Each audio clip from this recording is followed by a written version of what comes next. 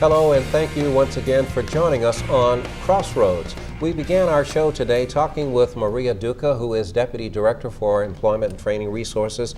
And in specific, what is it that your agency does? When we look at today's job market, you have middle generation, older generation, and younger generation. And in some cases, they're all competing for the same jobs. Now, what sets your agency apart, and which part of that little sandwich there are you dealing with? Well, I deal specifically with youth between the ages of 16 and 24. And what we really try to emphasize to that particular generation is what do you want to be when you grow up? So education is really important. Well, that's the kind of question some of us at 60 or 70 are still asking. That's but true. For you, it's really germane in terms of what you're trying to focus on. And the other thing we tell them is, learning is lifelong. It isn't that you go and get a certificate or a degree and it's done. It's ongoing. Technology is also very important, because without it, you're really not going to have the skills that you're going to need. But Maria, 16 to 24, we're talking about people who haven't necessarily made up their mind about tomorrow. So it sounds like your challenge is double. Well, it is a challenge. It's a challenge to get kids to realize how important just staying in high school is. You're right, it is a challenge. But I think as they find out, once they fail once or twice, they begin to realize how important it really is. How important getting that high school diploma, some type of skill when you finish high school, they realize that. And not everyone wants to go to college or needs to go to college. Absolutely. For some people, they want to get into the technical end of it. So this is why we have from Intel Corporation, Charlie Grenard, who is what they call a full life cycle senior recruiter. So Maria's group now, the 16 to 24, they have an idea of what it is that they want to do, and now they come to Intel and they want to have that great paying job, and they have to talk to you, Charlie. What are you looking for, and what is a full life cycle recruiter?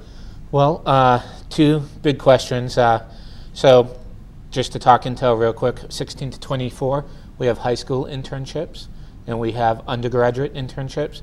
Even at 24 years old, you might have somebody in graduate school for internship out of there, or a recent college graduate we might hire as well.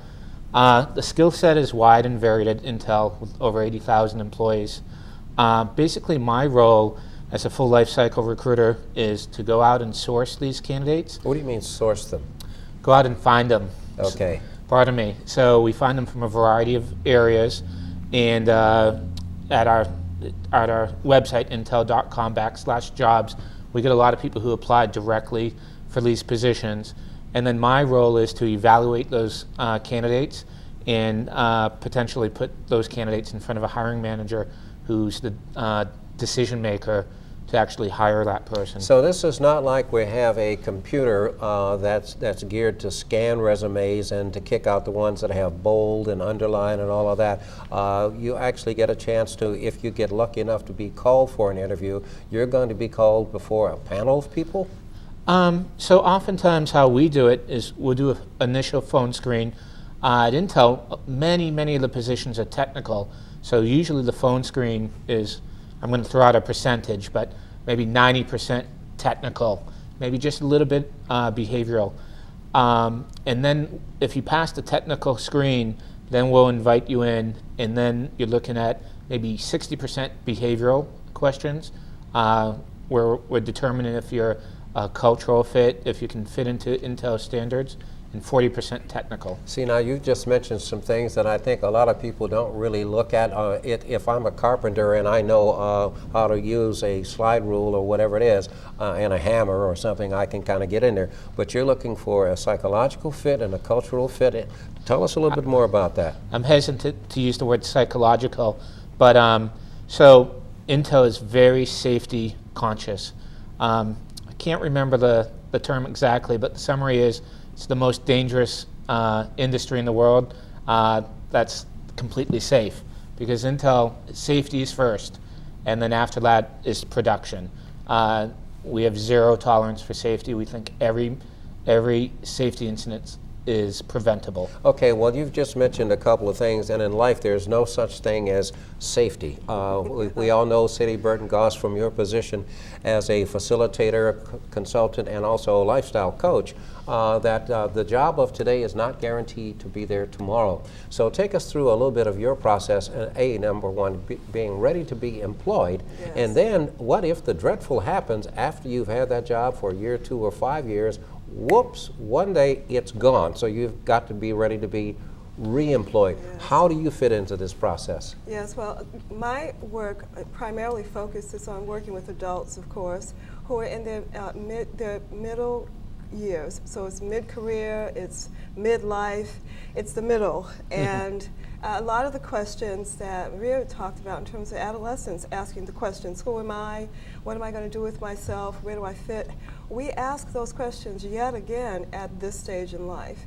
It's important to be clear about what those answers are before you enter the marketplace, because the marketplace wants to know clearly who are you and what do you bring and how are you going to bring value to what we're doing here. So is there some comfort that or a learning curve or process that the other members of the household should be aware of when a younger member of the household or the major breadwinner is going to compete for a position? How can everybody else in the house be a little more supportive? Well, I think they will want to know that the same questions are being asked at different stages in life. So the younger person is probably curious to see Dad suddenly now asking himself the question, what am I going to do next? And it could be confusing for the whole household, because we think that identity is set. We think that once we arrive and we've been employed for a period of time, that's it. The big news for the whole household is that we're going to ask that question at least 4 times now in a working life. In the beginning of a career, at that stage where we've worked for about 5 years or so, and then when we're at the middle stages of 10, 15 years, and then the last stage, which is going to get a lot more attention, that retirement stage, which is now no longer retirement. People may retire from one field and re-enter again, even at 60 and 70 years old. So it's the whole question of who am I, what am I good at, and what do I want to bring to the world is a question we will continue to ask throughout the 4 phases of our work So life. how do you begin to shift your mindset so that you narrow down the things that you are very good at, the things that can get you employed, and then once you are in there, if it's all humanly possible, what are the 3 or 4 things that you would want to know that can keep you in the organization when perhaps others are being laid off? How do you make yourself more valuable? Well, that's where I have to do my commercial. I think it helps to talk to some people about who you are and what you've been doing, and even what you've often hoped you could do. Sometimes those answers reside in very curious places. It could be that for many years we were actually volunteering in a role somewhere, and that role may give us some clues about what our next career is going to be like. We do a lot of assessment work, we ask a lot of questions, but any one of us can go out into the world and start networking with others and begin to observe opportunities and experiences that resonate with us. So there are lots of ways to think about this and to go about it, and some are fairly formal and routine, and others are very experiential. The information interview is one of the best ways to actually learn about careers and possibilities. And that's one of the skills that I want to go back to Maria Duca. You're dealing with people who haven't necessarily had a lot of experience being interviewed, and the whole process, everything from how to dress, how to sound, how to do follow-up, etc., how to sit, why the 20 nose rings are not the best thing to wear. This is part of what I want to get back to you in just a moment. But like for any communications program, one of the things that we do is we take a minute to let you know how to reach us. And we are here in support of workforce development. The show is called Crossroads. I'm your host, Maurice Lewis, and we'll be back with you shortly.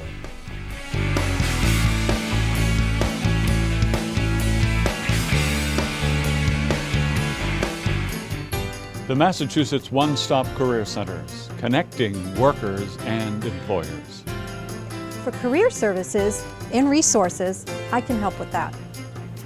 If it's about computers or internet job searches, those are my classes and they're free. Before you go on your job interview, I can help you prepare to do your best. For veterans, it's one stop for services. For complete business services for employers, that's our team.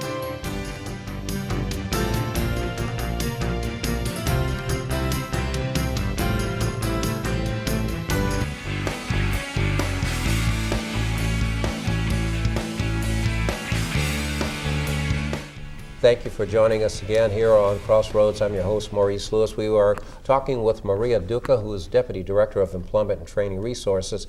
And part of your specialty is working with the young people 16 to 24 and getting them ready for that first job. Or for some, they're not quite ready for after the third or fourth attempt to get a job. It must be a really challenging task for you. It's very challenging. In addition to being challenging, we find that many kids today come with little support or no support, and then that makes our job even much harder to help these kids focus in on what is it they want to do. And again, I go back to, you know, that lifelong learning, learning how to reinvent yourself each time, Yes. you know, as we talked about. And that's really important. But the thing that you have to really stress on the young people today, for many of them, they don't all see that education is that important. Well, why do I need to know that? Why do I need to learn that? I'm going to be a basketball player.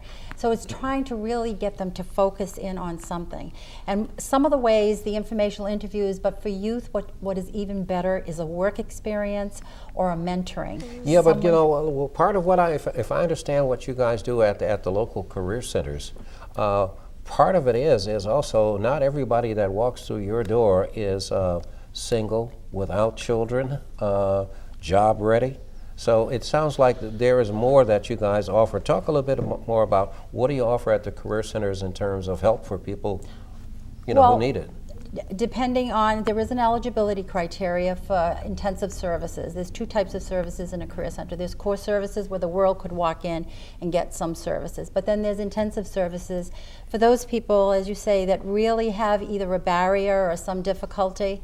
And I'm not going to get into that, but it's good to know if you do have a barrier that there is a place for you to come to. Absolutely, there is a place, and there's many things that we can do. The intensive services go all the way from assessing what skills you have, the skills that you have currently and the skill that you're going to need, the new skill that you need to bring in, and what employers are looking for, to researching careers and what does that career mean, how many years of schooling am I looking at, or if it's an apprentice, how long will it take me to become an electrician or a plumber. It's a kind of a reality check. So for young people aged 16 to 24 that would go into a career center, is there an opportunity, what's the process like? Are they all in a big classroom, or is there some type of a small scale counseling? There's both. Okay. You know, you have the big kind of classroom, which really are workshops, and that's really geared more towards the worker that has had some experience that's coming in, and there's a whole host of workshops that people can get into, and I would highly recommend that they take advantage of that, particularly if you're underemployed, unemployed, or just looking, you know, to do something different. But also there's more intensive services where there's more one-on-one. And one of the youth programs that we have under the Workforce Investment Act, which is a federally funded, we really hone in on what is going to be the next step for you. How do you move forward? How do you go from being a single mother with 2 children and not have, you know, have very little education? How do you move forward? I've been doing this for 24 years, and I will tell you that I have seen some wonderful, wonderful success I want to go stories. back that in terms of how do you move from one plateau to another. You had mentioned 3 of the 4 points that are your basic commercial. I wanted to give you an opportunity to pick up on that 4th point for us. Yes. Well, we don't move through. We get moved through. What's that mean? That sounds means, interesting. Well, it means that the life of a career has a natural cycle. It just happens that at certain stages, certain things are going to happen. If you've been in the workforce for 10 years or more, the likelihood that you're going to experience some transition in your career is about 95%. So you don't Yeah, I have think a you're lot right of, about that. Yeah, you don't have a lot I of think control all of us can over it. probably You agree. really don't, you know? and that's why you know, networking, which is another big thing in Okay. terms of a skill, is critical. And I want to talk about it in a deeper way. Networking has gotten a bad rap. This sharing business cards, you know, you go to a networking event, you come home with a bunch of business cards, and you don't do anything with it. The mid-career person in particular has to see networking as serious business relationship building now. Well, how do you Yeah. determine, so you're in a place, when you get there, you start to look around the room and you don't know who's who other than Yes. the name tags. Right. So how do you decide which business cards you want to collect? And are you Yes. saying that there's a process that you could Yes, use to make I what think you do so. collect be more Absolutely. positive? And it happens long before you show up at that event. Tell us how that yes. is. Well, if we go back to this idea of branding and me being very clear about who I am and what I'm trying to accomplish, the idea of knowing what I need, what I'm looking for prior to any event is really what then directs and targets all activity. So I enter the networking opportunity clear about what I'm looking for, what I'm hoping for. And you know, it really is like magic. You often attract the exact information or the exact people that you need because you've actually planned for that. Well, Charlie Grenard, I've worked with you guys on a number of jobs. You were going to piggyback on it. Go ahead. Yeah, I was going to piggyback on that. I definitely agree. You have to dig your well before you're thirsty. A lot of times, That's kind of good. I like I think we that. all just picked up on a new original phrase, right? Use that as a book title. that is the name of a book title that everybody should read, actually. But sorry to steal that, a little plagiarism. But anything from a startup company to a large company like Intel, the employee referral plan is vital to that company. And and I'm not going to quote a statistic, but it's a very large percentage of any, a very large percentage of hiring at any company is from referrals. And those referrals come in, and they're valued. So if you go out and you meet somebody and they gain an understanding of what you do and what you're looking to do, and then a position comes open in their company, it's very likely they're going to give you a call and you're going to be introduced to a position that may not even be open to the general Tell public. us a little bit, how do you function when you are at a job fair or a recruitment? Oh, okay. You might have dozens or hundreds of people. Some of them are just casual kicking the tires, and others believe that they have the skill sets that you are really seeking. Oh, how do you function in an environment like that? As the employer? Yes. Oh, so Intel goes to a lot of career fairs at colleges and quite a few regular job fairs for experienced candidates as well. The role for most job fairs is that there's some general hiring at one or two business groups within the company, and then we send those representatives. And a good company, a good staffing organization like Intel will send the actual hiring managers, because we want to get the face of the candidate in front of the face of the person who's going to have that hiring need. So when the candidates come up and we know that that person's a general fit, we sort of push them over to the keep wanting to say decider, but I refuse to the decision maker. Well, you've just said it, but go. The other part of that is there something that you're looking for in terms of the personality or the personality of the person? If they're going to be in a team environment, and this is a person who is not really that communicative, tongue's kind of like down to the floor, what have you, and you need to be in a position to communicate, is that a likely fit? Well, at Intel, team is very, very important. Although I sit in Massachusetts, my team sits in Arizona, New Mexico, and Oregon. I was on a project earlier this year where that team was extended to China. I'm changing roles a little bit right now, and I have a team member in Ireland and one in Israel.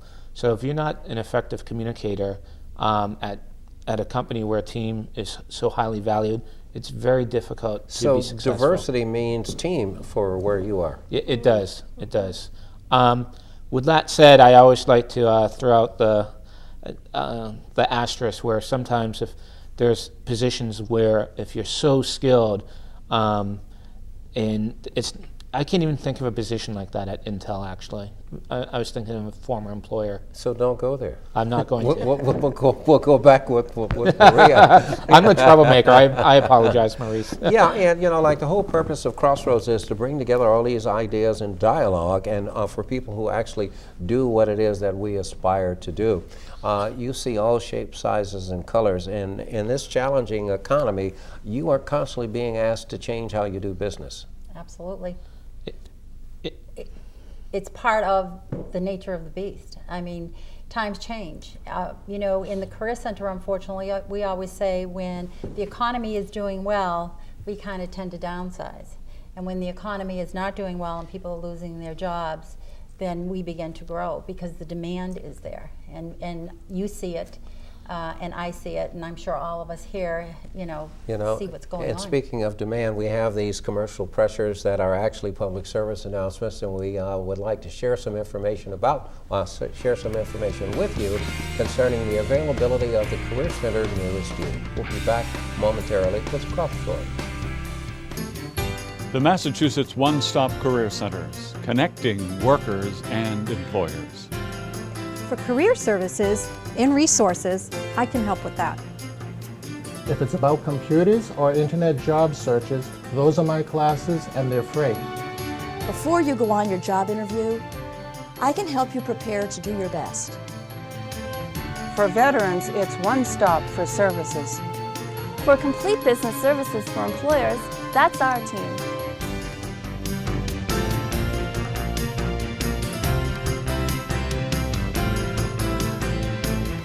Welcome back to Crossroads. We're talking this afternoon or evening with three people who actually do some of the things that you and I might like to do, have done many other things, but they sit in a position now to give out some pretty pertinent and current advice about how do you get where you're going to.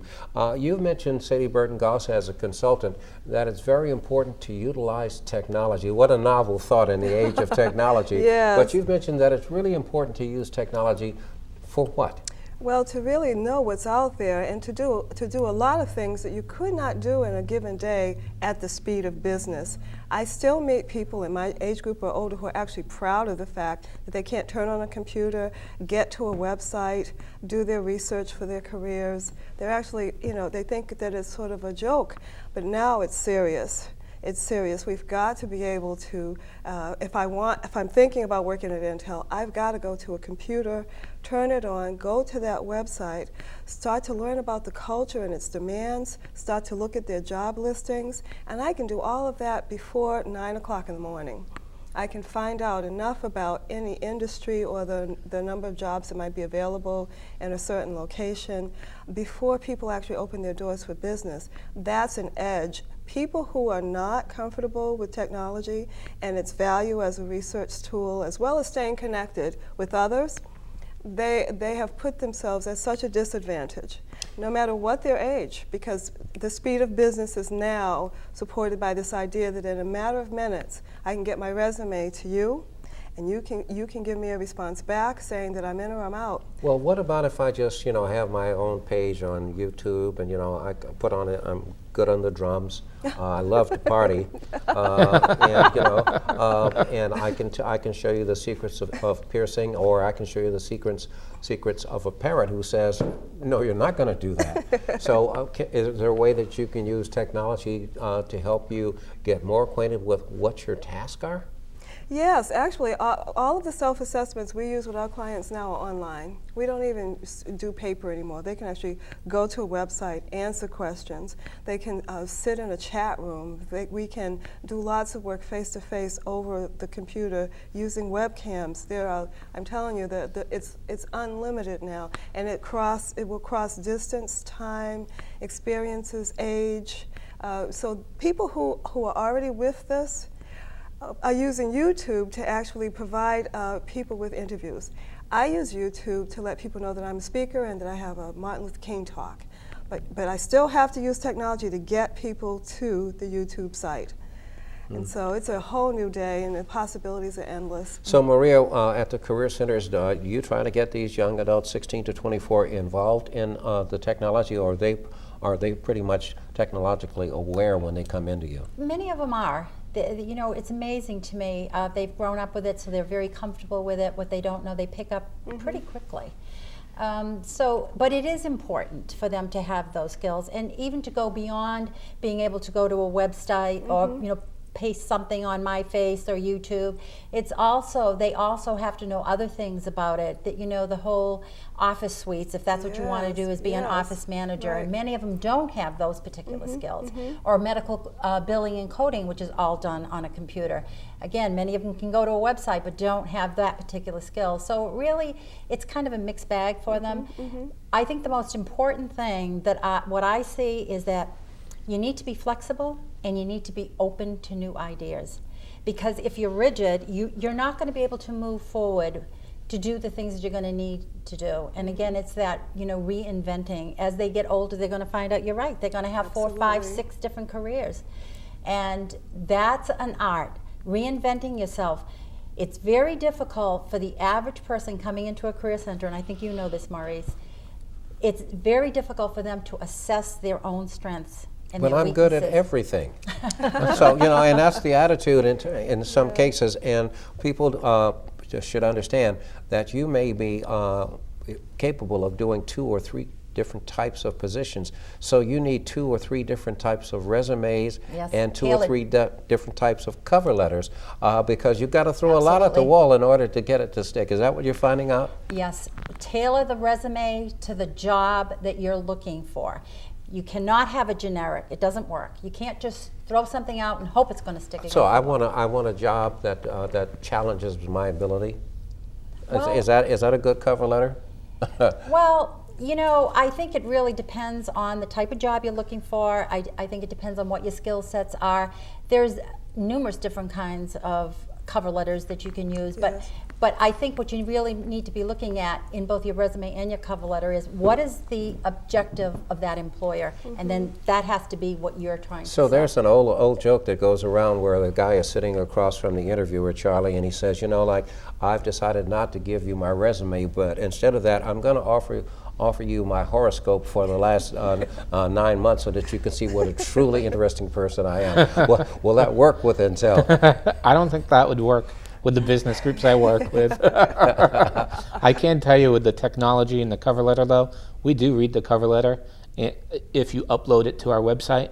And we do find that information very valuable, especially because we see your specific interests and your specific skills for that job.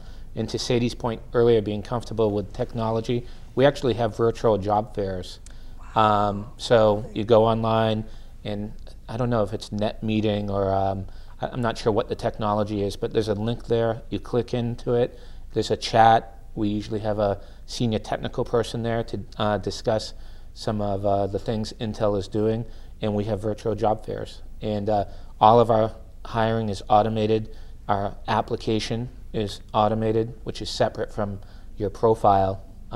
So yeah, you have to be able to in the last to do 30 seconds or so, I wanted to get back to you, Sadie. You've given us a lot of very valuable information today, and I'm certain that people would like an idea. How do you get more of Sadie's time, or where do I go to learn more about these invaluable assets that you have?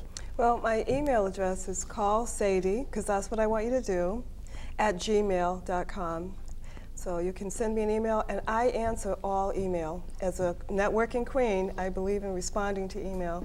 And then we have a website, which is gossenterprises.com. Maria Duca, how would people be able to find out what services they can get through the Career Center services from you? They can call one of our 3 offices. It's Employment and Training Resources. We have a website, etrcc.com. We are located in Norwood, Newton, and Marlboro. Okay, and quickly, Charlie Grenard from Intel. Intel.com, and then go to the career sections, and you can find a wide variety of career information. I want to take a moment to thank each and every one of you for joining us, and especially you folks out there in the viewing audience. We are here through the auspices of your local cable access station, and of course through the local Career Center nearest you. I'm Maurice Lewis. Thank you very much for joining us on Crossroads.